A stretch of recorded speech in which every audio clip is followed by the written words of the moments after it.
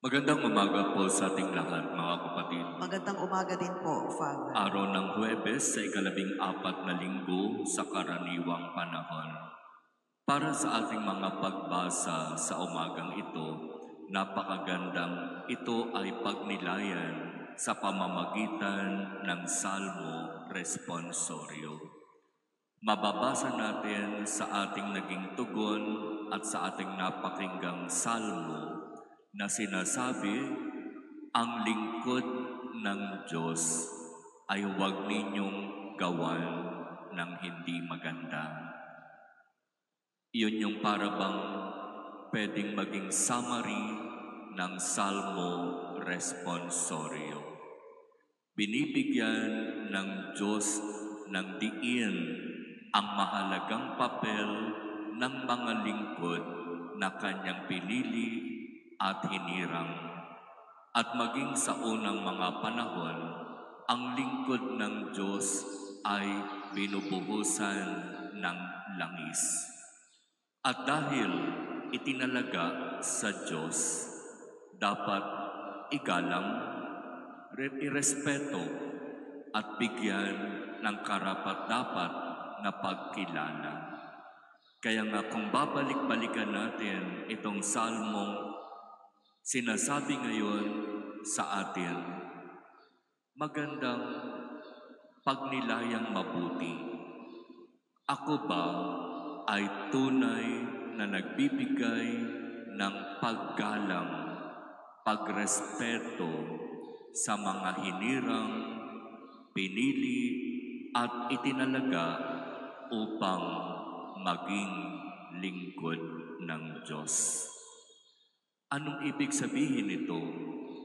Sa unang pagbasa, ilang araw na nating naririnig ang kwento tungkol kay Jacob at sa kanyang mga anak. At naging napaka-tampok sa kwento ang ginawa ng magkakapatid sa isa nilang kapatid na si Jose. Ibinenta sa mga ngalakal. At ngayon, sa ating unang pagbasa, dumating na sa punto na pagkatapos ng mga proseso ng pag-uusap, ipinagtapat na ni Jose sa kanyang mga kapatid kung sino siya. Ako si Jose na inyong ipinagbili sa mga ngalakal. Sa pamilya, si Jose ang malapit kay Jacob. Pwede nating sabihin, paboritong anak ni Jacob. Mapanaginipin, madalas nananaginip at ikinukwento niya ito sa kanyang amang si Jacob. At madalas ang panaginip ni Jose ay nagkakatotoo. Kaya si Jacob na lingkod na pinili at pinasbasan ay natutuwa, nagagalak dito sa kanyang anak na si Jose. Para kay Jacob, may mahalagang misyon na gagampanan itong kanyang anak na si Jose. At tama si Jacob, sapagkat sa panahon ng taggutom at matinding pangangailangan, itong si Jose na pinagbili sa mga ngalakal ay gumanda ang buhay at siya pang naging takbuhan ng mga kapatid niya at ng kanilang mga kababayan para humingi ng tulong ng makakain sa panahon ng matinding pangangailangan. Sa halimbawa ni Jacob, ang sinasabi ng Salmo Responsorio ay nagiging totoo. Huwag ninyong gagawan ng hindi maganda ang lingkod ng Diyos. Nagkataon yung magkakapatid hindi direktang ginawa kay Jacob ang kung ano ang gusto nilang gawin. Ginawa nila ito doon sa kanilang kapatid na mahal ng kanilang ama, si Jose. At itong magkakapatid na ito, pagkatapos ng ilang panahon, ay dumanas ng matinding hirap, ng matinding pagsubok.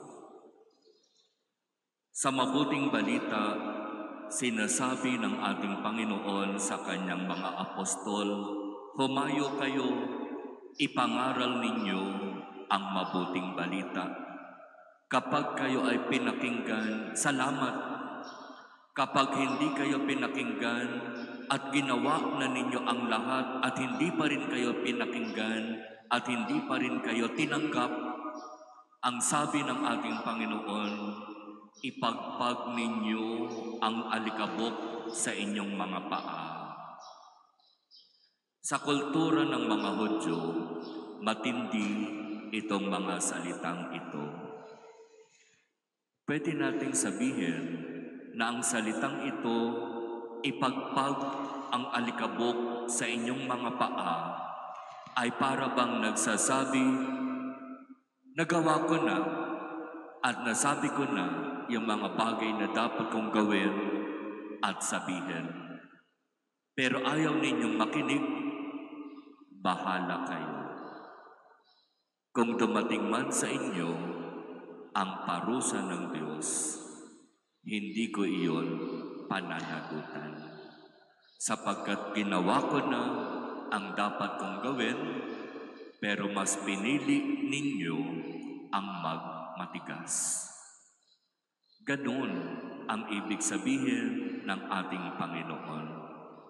Kayo ang aking hinirang, isinusuko ko kayo para ipahayag ang mabuting balita.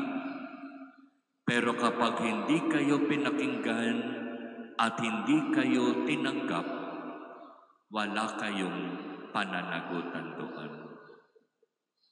Ang magsasakripisyo na doon, ang magdurusa na doon, ay ang mga taong hindi nakinig at hindi tumanggap sa inyo. Dalawang halimbawa ng kung ano ang ibig sabihin ng Salmo Responsorio. Huwag ninyong gagawan ng hindi maganda ang mga lingkod na hinirang at pinili at binasbasan ng Diyos.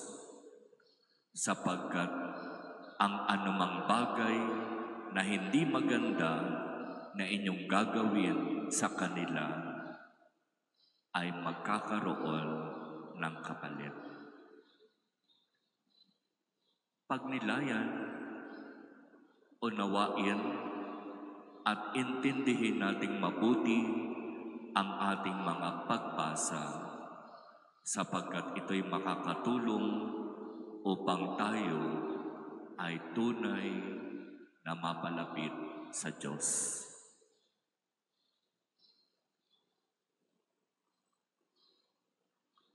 Amen.